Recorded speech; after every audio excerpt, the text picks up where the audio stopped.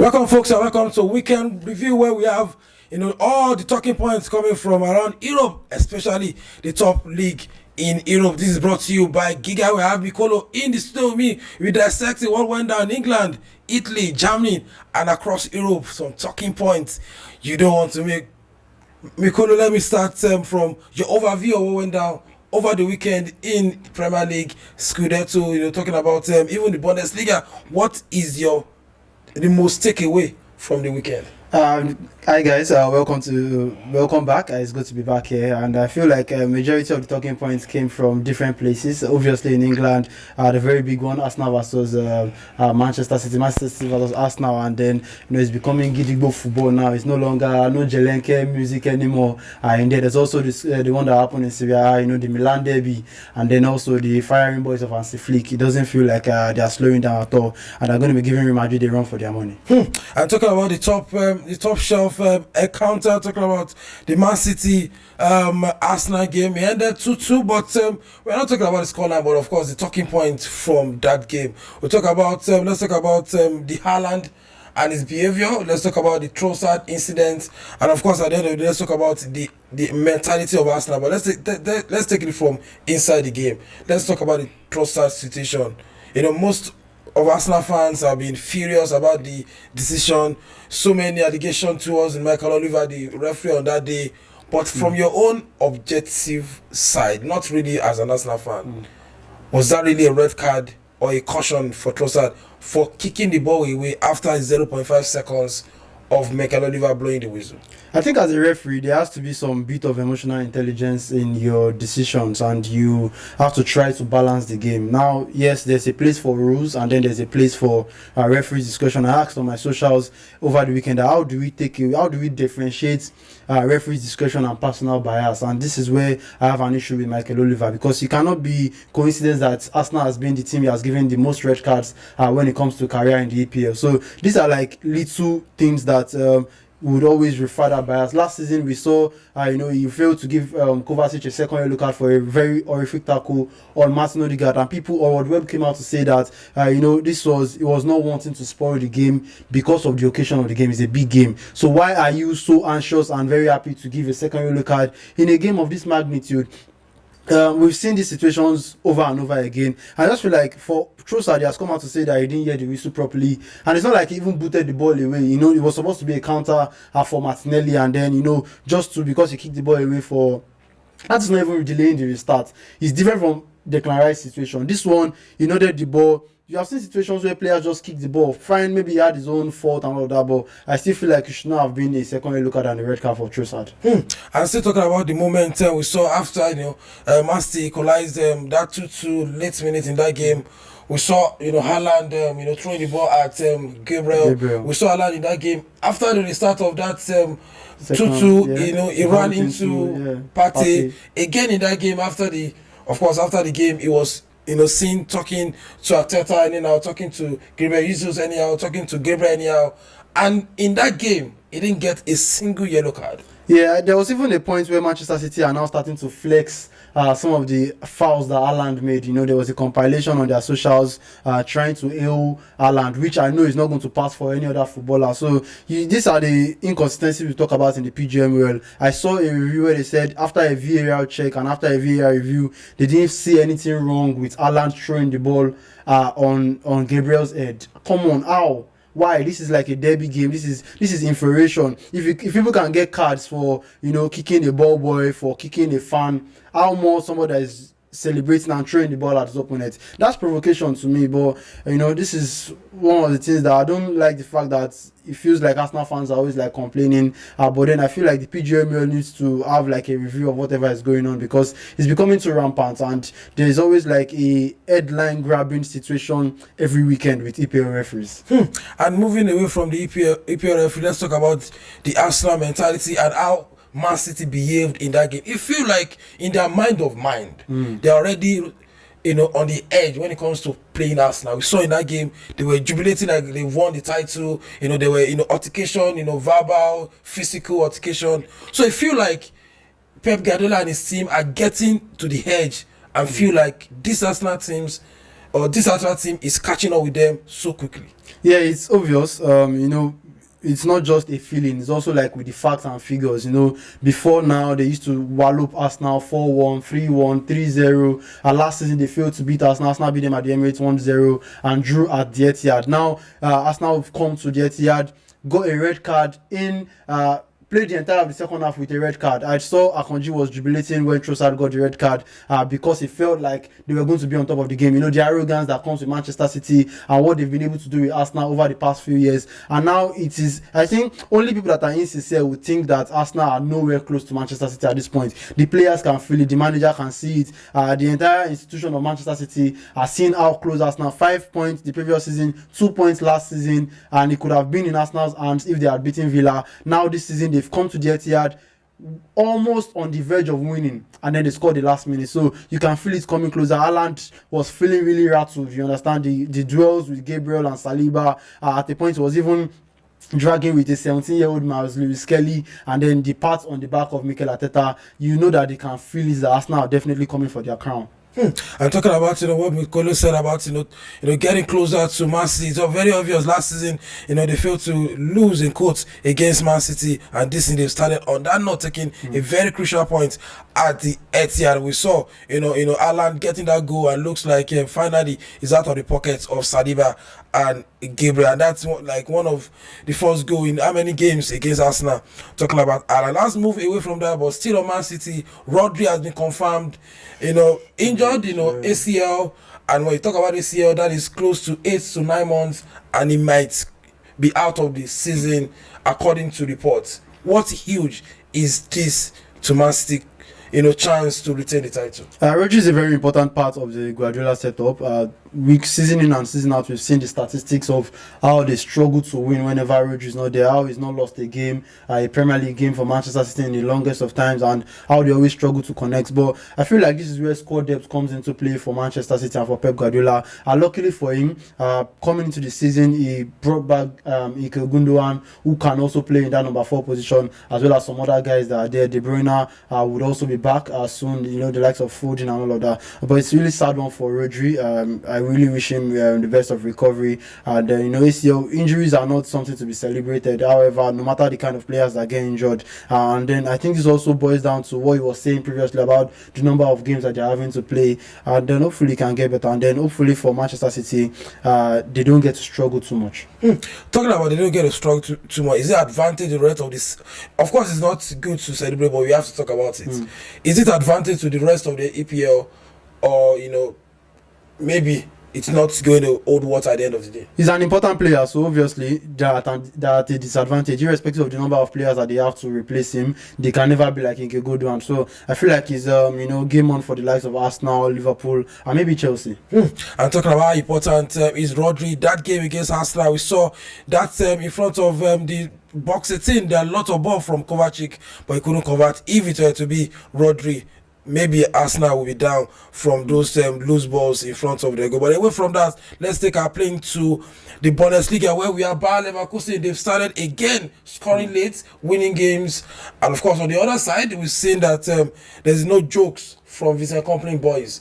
They've been dismantling team back to back, scoring more than 4 goals in their last 3 games. So it looks like maybe Bayer Leverkusen is the new Dortmund. Yeah, they feel like the new challengers, and I mentioned it before that some of these leagues, when a team eventually springs a surprise and wins the league, they always go back to like their status quo the following season. But it doesn't feel like Bayer Leverkusen have done that. They've not lost players, they are still firing on, and now they are back to what they know how to do best last season, winning in the last minute. Won against Wolfsburg over the weekend. 4-3 scored in the dying minutes of the game, and it doesn't look like Xabi Alonso and his boys are slowing down. For Dortmund, on the other hand, they are not performing well. Lost embarrassingly to Stuttgart 5-1. So it feels like right now the only team that can take Bayern Munich to the wire, just like they did last season, is Bayer Leverkusen, and we are up for it. And if you look at Vincent Kompany, because before he got the job, he got relegated with Burnley. People are skeptical about him moving down to Bayern and being the guy, in a top guy in a top club. But now it looks like maybe he's looking like he's the man for the job, because the inclusion or the transfer of Olise looks like of course, Kane will not be having all the struggles to score goals again. You have Son who can deputize and still get goals. They still have, Nasri on the bench. They still have Sané. Sané is not even starting games now because of the players in camp. So if you look at what he has done and the games they have played and of course, bringing Olise to the club, it looks like maybe they're not going to be going, trophyless this season. Yeah, I don't think they'll be going trophyless. Last season was just a slight. But also, I feel like we should not be surprised. Bayern Munich are known to always bring out the best of coaches. They've always had coaches that come there to like make a name, not necessarily like big time coaches. I feel like the last 2 times they got a couple of big coaches were probably Ancelotti and Pep Guardiola. After that, it has always been like coaches that are coming there to make a name. Hansi Flick, Nagelsmann, and all of those guys always like coming. Probably the another big name that came recently was Thomas Tuchel. But then for a person like Vincent Kompany, you know that he has what it takes to succeed, and he also bringing the likes of Olise. I always knew Olise was on the ball. He has always been a baller that just found himself in Crystal Palace, and there's no surprise what he's currently doing with Bayern Munich. If they continue with this stead, I don't see them going trophyless this season. And it's a big one, talking about like it's going to be a 2-horse race in the Bundesliga. Bayern Leverkusen are doing what they left off from last season, scoring late and getting that maximum points. And of course, Bayern Munich have started the house on fire. Away from that, let's take our plane to the La Liga, where one man, 17-year-old, and he's scoring goals, creating assists. He has created over 5 assists this season already. He's scored more than 4 goals, and it looks like he's the best youngster in Europe. Talking about Lamine Yamal. Yeah, currently I feel like there are no many teenagers that are currently doing it like him. The players that you can compare with him are already like towards 20, 21, the likes of Bellingham, Hendrick, Hendrick is still 17 as well, but the likes of Musiala and all of that. So currently it's still like Yamal versus Hendrick and all of that. So, but for Lamine Yamal, he's doing very well. I mean, he's getting the games, getting the assists, and he feels very confident playing football. Hansi Flick is that kind of player that unleashes a player. He's that kind of coach that unleashes a player. We've seen what he has done with the previous teams, and now Rafinha is also back to his best, scoring 2 goals in the last game. Lewandowski scoring for fun, Lamine Yamal scoring for fun, and it just feels like the youth of those teams, they finally got a coach that can unleash them the proper way. So it's very nice of Lamine Yamal to be scoring the goals. He's doing it very well, and hopefully can stay consistent and also stay away from injuries. But let's still stay on Barcelona. Talk about maybe Hansi Flick for a few minutes. When it was Bayern Munich, he won the treble. He went to Germany, national team. He didn't do quite well, and he was left in the market like he was not a good manager for so many months, for so many years. And Laporta, the president of Barcelona, took a chance, and it looks like it's looking like a better chance. 6 games, 6 wins. All the Lewandowski top scorer, Rafinha scoring a lot of goals. Pedri back. We have Yamal scoring a lot of goals as well. It looks like things are turning around for Barcelona. Yeah, you can't take away the place of a good coach in a team. These are players that were there last season. You understand? But yeah, they were still struggling. But then bringing in Lamine Yamal and then bringing in Hansi Flick coming to like coach these guys and turn the things around. It is evidence that they are being coached properly. The kind of games that they are playing, the kind of goals they are scoring, beats Villarreal. Like say there's still something. Beat Villarreal 5-1 away, and then they are scoring so many goals. So a very nice one for Hansi Flick, and also. Coupled with the fact that their neighbors, their rivals, Madrid are not going into form yet. So it feels like Barcelona can go all the way in the La Liga this season. And talking about Real Madrid, current champions, and it seems like Barcelona are not giving them, that space to click. So if you don't click now, they may be 10 points. 10 points behind. But if you look at the other side and look at Real Madrid, it looks like they're finding their feet back. Not really quite as fast as possible, but they're picking points, and the guys we believe we have ego clash are scoring goals. They are providing assists for themselves. So maybe they are clicking as soon as possible because of what Barcelona are doing. Yeah, they have to pick themselves up. If you take too long to pick yourself up at this point with what Barcelona are doing on the other hand, you just find yourself so many points behind. I think it also boils down to the fact that Madrid as an institution are used to having big ego players. So you as a player should know that the shirt is bigger than you. You know, you have a big coach like Carlo Ancelotti. You are playing for an institution like Real Madrid that has had Galacticos over the years. You know, we've seen players, big players, the likes of Ronaldo, the likes of people, 4-5 big stars in the team at the same time. So who are you? Are you Vinicius? You are Mbappe? Yes, you still have to play for the team. So yeah, they don't have a choice than to gel together. But then how fast they can now gel together is the issue, because their neighbors Barcelona are not slowing down. But Real Madrid, obviously, with that kind of stars that they have, will go toe to toe with any team on any day. I don't know, big one for Real Madrid, because next week they'll be playing against Atletico Madrid when we have the Madrid derby. So if you want to start picking points, these are the big games, because or else Barcelona will be running away with the title. Before we round off, let's take our last trip to the Serie A, where it looks like everybody will be fighting for the title. The title is not for everybody. Inter Milan, they ran away with the title last season, but this season, AC Milan, the inconsistent AC Milan this season, have picked maximum point against them. And it looks like even Napoli out of the blues, because Conte is a Serie A, league winner. Yeah. Now he went to Juventus, picked a point. AC Milan defeated Inter Milan. It looks like none of them is serious. It looks like anybody out of the four guys. Even if you put Atlanta in the mix, somewhere in the mix, definitely. That's what it's looking like currently. I mean, a team like Torino is leading the Serie A with 11 points, and then Napoli are second with 10 points. So that's like what we are looking to expect in the Serie A this season. Nobody's like clear favorites yet. I feel like so many teams are still rebuilding, getting to themselves. Inter, they are not like the Inter that was there last season. Fine, they are still like getting some of the games, but now they've lost to AC Milan, a team that they beat home and away last season. They beat AC Milan home and away last season. I think the last 3 seasons, probably Milan has only won once. They also beat them in the Champions League semi-finals some couple of years ago. So it feels like now AC Milan has banished that ghost of losing against Inter Milan, and it's looking like if it's not to go to the wire. Napoli, Juventus, AC, Inter, Atlanta somewhere in the mix. I think we're up for a very interesting fight in the Serie A, unlike Bundesliga. And like Mikolo said, it seems the Milan derby has tilted to AC Milan, because for even Carlo Ancelotti to say finally they won the Milan derby, it shows that they've been struggling when it comes to playing against Inter Milan, either home and away. In the Milan derby, home and away is still San Siro, but of course it's just the number of fans that will be different in terms of teams that play at home. So thank you, Mikolo, for coming into the studio today to talk about the weekend review. Of course, a lot of talking points we can't dissect, maybe the course of the week.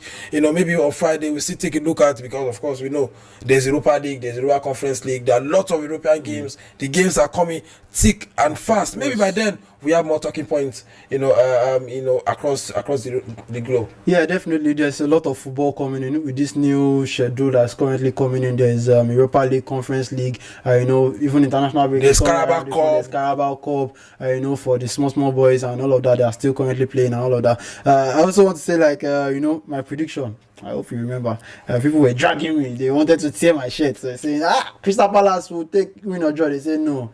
I say I know the God I serve. I'm choosing. So it's good. I think on Friday we still, talking about Premier League preview. We see if Mikolo will still have his crystal ball to give us, most of because I'm going to be putting him on the spot as well. So thank you, Mikolo, for coming for this weekend. Review is brought to you by GigaWin. Make sure you follow us across our social platform. For Mikolo, just read for on X at official_Mikolo. Get all you need to do. You need on this platform as well. Puja Media, and of course, follow us across our social platform, especially on YouTube. Just go to Puja Dissects, turn on the notification button, get our videos as they drop, and let's enjoy all the content together. Till we come your way again. Bye for now.